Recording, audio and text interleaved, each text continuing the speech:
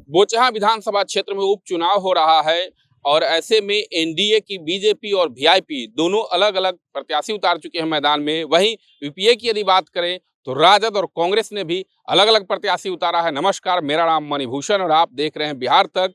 और इस वीडियो में आपको हम बोचहां विधानसभा की पूरी सियासी गणित समझाएंगे और दिखाएंगे कि किस तरीके से एनडीए और यूपीए में बिखराव है।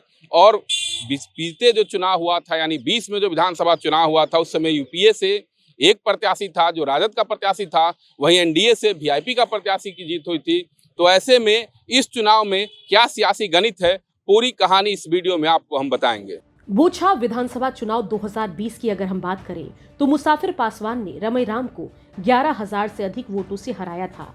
आरजेडी से चुनाव लड़े रमईराम को 66,569 वोट मिले थे।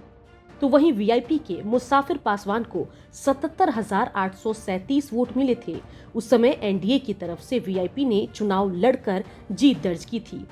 वहीं यूपीए की ओर से आरजेडी के रमईराम चुनाव लड़े थे, लेकिन इस बार वीआईपी और बीजेपी दोनों अलग अलग चुनाव लड़ रहे हैं। वहीं आरजेडी और कांग्रेस भी अलग अलग चुनावी मैदान में हैं। सभी पार्टी और प्रत्याशी एक दूसरे पर बयानबाजी भी कर रहे हैं और साथ ही अपनी जीत का दावा भी कर रहे हैं। पिछली बार एनडीए से प्रत्याशी रहे मुसाफिर पासवान के निधन होने की वजह से इस बार उनके बेटे अमर पासवान आरजेडी से प्रत्याशी हैं। ऐसे में उन्हें राजद के वोट बैंक और सहानुभूति वोट के सहारे जीत की उम्मीद है।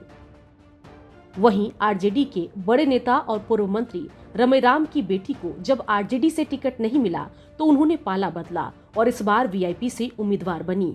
ऐसे में इस सीट पर रमईराम के जीत के इतिहास को देखते हुए और वीआईपी के निषाद वोट बैंक के सहारे नाव पार लगाने की कोशिश मुकेश सहनी की होगी। बड़ा सवाल है कि आखिर जीत दर्ज करने में मुकेश सहनी कामयाब होंगे या नहीं। वहीं बीजेपी की बेबी कुमारी यहां से 2015 में विधायक रह चुकी हैं और उस समय वो निर्दलीय चुनाव जीती थी, लेकिन इस बार बीजेपी के सिंबल पर चुनावी मैदान में हैं। बीजेपी के सिंबल का उनको कितना फायदा होता है ये चुनाव परिणाम से पता चलेगा। बोचहां विधानसभा में मतदाताओं की कुल संख्या 2,90,784 है और इसमें 1,53,089 पुरुष, वहीं 1,37,862 महिला और 4 अन्य श्रेणी के मतदाता हैं। सेवा निर्वाचकों की संख्या 411 है। निर्वाचन क्षेत्र में 285 मतदान केंद्रों की संख्या है।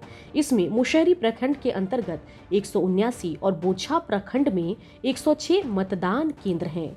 अगर जातिगत तरीके से देखा जाए तो ये सीट सुरक्षित सीट है। यदि जातीय वोट बैंक की बात करें तो सहनी 60,000, भूमिहार 35,000, मुसलमान 20,000, कुशवाहा 20,000, पासवान 15,000 और यादव करीब 35,000 के आसपास हैं। ऐसे में पार्टी के साथ साथ जातीय समीकरण को जो साधेगा वही जीत दर्ज करने में कामयाब होगा। मुजफ्फरपुर से मणिभूषण शर्मा की रिपोर्ट।